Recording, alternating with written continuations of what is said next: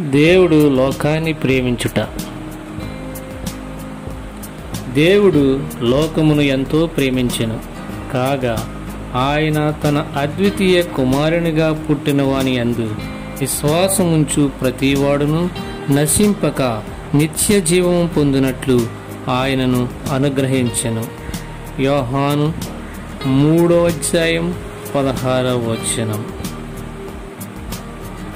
మనలను ప్రేమించిన దేవుడు రాతితో వజ్ర వైడూరాలతో మన సమాధులను కట్టదలచలేదు గాని మన పాపములలో మనము చనిపోకుండా నిమిత్తము తన అద్వితీయ కుమారుని ఈ లోకమునకు పంపెను.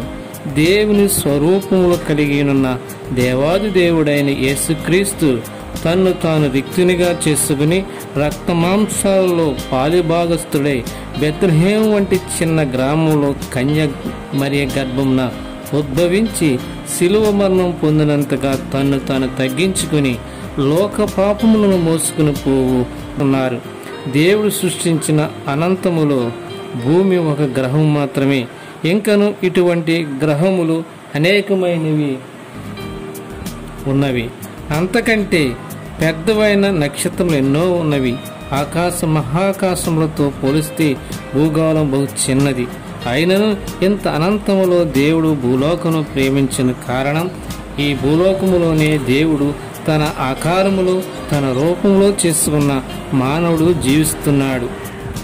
ఒక ప్రాణి జీవించుటకు అనుకూలమైన వాతావరణం లేనందున అది అసాధ్యమైనదని గుర్తించి అవును దేవుడు తన అనంత జ్ఞానంతో మానవుడు జీవించుటకు అనుకూలంగా భూమిని సృష్టించి ప్రేమించినది భూలోకము అంటే ఈ భూమిలోనున్న నిన్ను నన్ను అందరినీ.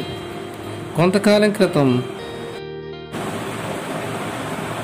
యెహోవా కనుదృష్టి యథార్థవంతులను బలపరచుటకు లోకమంతటా సంచరించుచున్నది. 2 దినవృత్తాంతం 16. నేను ప్రేమించున్నాడు నీ పాపమును క్షమించి నీ నిత్య రాజ్య వారసునిగా చేయాలని యేసుక్రీస్తు లోకమునకు వచ్చెను.